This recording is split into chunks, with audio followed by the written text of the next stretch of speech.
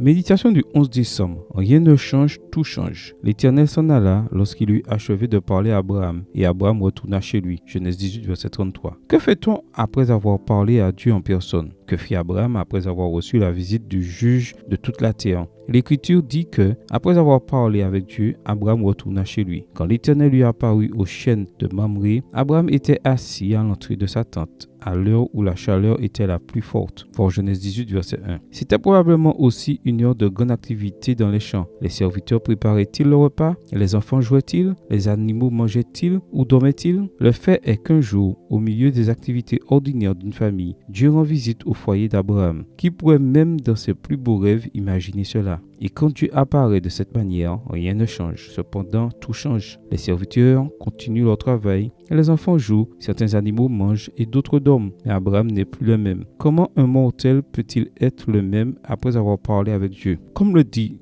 James Edwards, en un lieu si ordinaire s'est produit quelque chose d'extraordinaire. Dieu a fait irruption dans le monde d'Abraham et de Sarah. Et là où il y avait de la désillusion et de la résignation, il aura laissé à la place une promesse et une espérance. N'est-ce pas dans un certain sens ce que Dieu a fait aussi pour nous? Où étiez-vous quand le Seigneur vous a trouvé? Et que faisiez-vous? Si votre expérience a été du même type que la mienne, cette rencontre s'est produite dans des circonstances plutôt ordinaires. Pouvez-vous vous en souvenir? Quand je regarde en arrière, je peux voir avec une certaine facilité ce que je ne voyais pas auparavant. Dieu avait toujours suivi mes pas dans l'attente du moment opportun pour se faire connaître. Ce moment se produisit alors que je participais à un camp de jeunesse de l'église adventiste à Cacha, à Caracas. J'avais près de 18 ans. Et j'étais là pour l'amour d'une jolie jeune fille que pour le programme spirituel. Le sabbat, durant la prédication, le pasteur R.S. Arismendi fit un appel pour ouvrir la porte de son cœur au Christ. Ce jour-là, sous les arbres qui nous offraient leur ombre, j'ai donné ma vie au Seigneur. Quand le lendemain, je suis retourné chez moi, rien n'avait changé. Néanmoins, tout avait changé parce que je n'étais plus le même. Là où il y avait désillusion et résignation, Jésus avait porté une promesse et une espérance. Ah, ce que tu peux faire, prière. Dieu des merveilles, surprends-moi aujourd'hui que dans les circonstances ordinaires de cette journée, quelque chose d'extraordinaire se produise et bien que tout reste inchangé, continue à travailler dans ma vie pour que je ne reste pas le même. Amen. Bonne journée à vous et que le Seigneur vous bénisse.